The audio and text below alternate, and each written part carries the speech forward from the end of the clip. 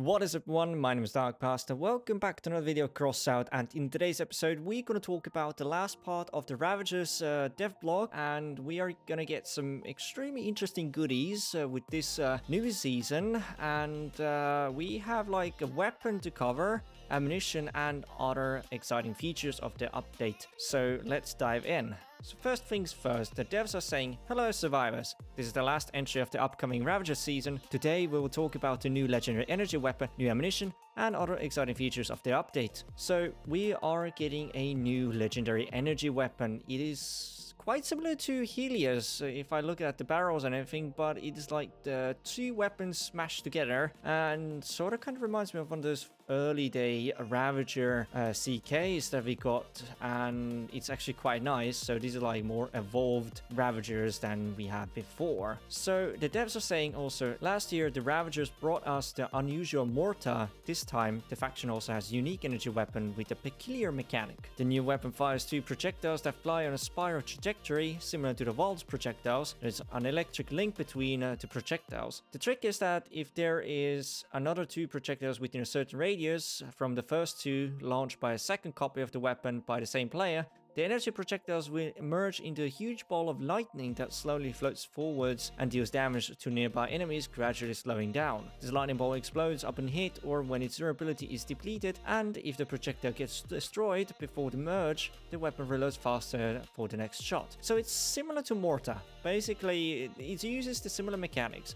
Mortar itself is just a, also kind of like a ball of lightning, and it just phases through enemies and deals damage. And it also has durability projectile itself, which is also very interesting. So we are getting a similar weapon to it, but with a little bit different game mechanic.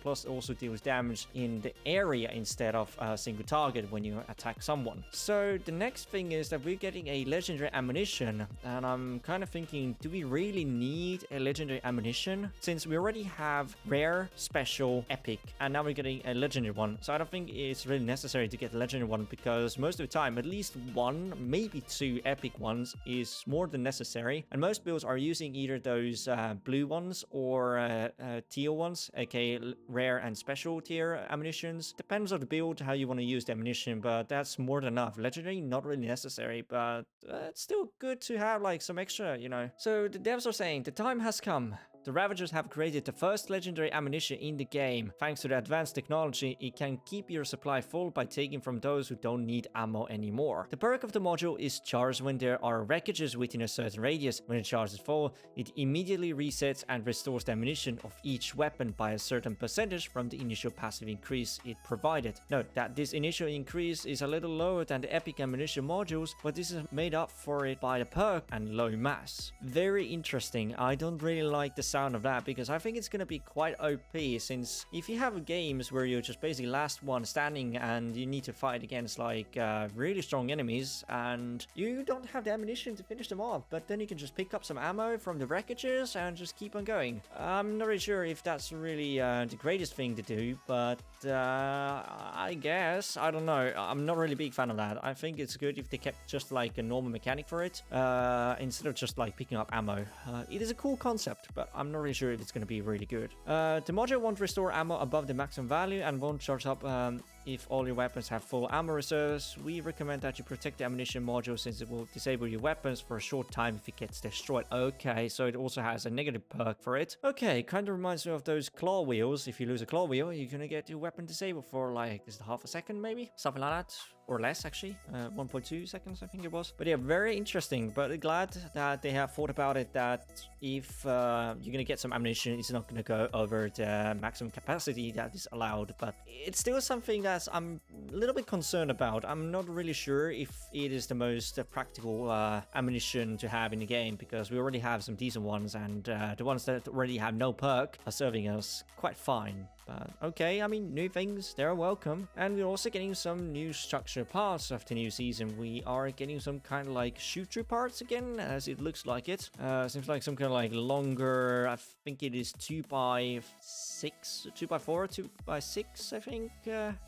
Height is 2, or well, length itself is like fortress, it's hard to tell, but at least it looks like that. And other part is like the fenders. I think there's gonna be the rear fenders, because with the last devblog when I showed, there was like the front fenders with like a bumper and like wide body stuff, but this should be like the rear of it. Looks very interesting. Cool parts. Ravagers always make really nice parts and I like it. And other features and important events. The next update will increase the involvement of survivors in the storyline of the crossout world. Current news from the Wasteland will literally be in every player's garage, and we're not just talking about the short story page inside the game. Keep a close eye on your garages next week. With the release of the update, you will have a guest. We also try to make more changes in response to requests and suggestions. We would like to thank you for your feedback and for helping to make the game better. Furthermore, we would also like to mention the update of the list of available maps for clan competitive modes, which you can learn about here. I'll take a look at those in a second. The new Ravagers Battle Pass will contain a new type of reward that will allow you to taunt destroyed opponents. The Wasteland is becoming more toxic. Oh, that's gonna be fun. Just taunt more of your enemies. I mean, we already have horns, that's what we use, but I think it's gonna be a new horn. Unless they actually figure out something else that's gonna be taunting. And as you know, the late May, early June is the time when we celebrate the anniversary of crossout's first public testing. This year is the 10th anniversary. Expect a special news article next week where we will tell you more about the celebrations and of course the gifts we've prepared. It's good to take a look at what we're gonna get. We are gonna get some more maps available for clan battles, and there's quite a few to mention. So here they're saying, we often receive feedback from players suggesting we add more maps to modes and such as clan wars. We would like to note that the default version of locations you encounter in PvP missions have to be modified in such a way in order to be available for clan game modes. Today we're happy to announce that the next update in June is planned to add the following maps to the Clan Confrontation and Clan Wars game modes. So Clan Confrontation and Battle for Uranium without the Battle Walkers armored aircraft is going to be Brotherhood Stronghold, Marble Quarry, Sector X, Chemical Plant, Orbital Station, Cradle Mind, Sinto City, Broken Arrow, New Fuji without the interactive console. And for Clan Wars, Brotherhood Stronghold, East Quarter, Chemical Plant and Orbital Station. And please note that Chemical Plant and Orbital Station maps only have the domination scenario available, which is currently not included in the clan game modes. This way we would like to increase the variety of scenarios in clan battles in order to make capturing bases more impactful. Capture the time in these modes have been reduced by a third. Some of the maps added to the clan confrontation may also become available for clan wars in the future. If the game experience on these locations will prove solid, which of the locations do you agree with adding to clan modes and which do you believe to be unnecessary? Please share your ideas and suggestions in the comments. So, I guess this is it for the Ravagers update, and I thank you everybody for enjoying these last few episodes of Ravagers new content. And if you guys still haven't, make sure to also subscribe to my channel, and you're also welcome to join me on my Discord server, which is also down below in the description. Anyways, thanks everybody for watching, and I'll see you guys again quite soon. Peace.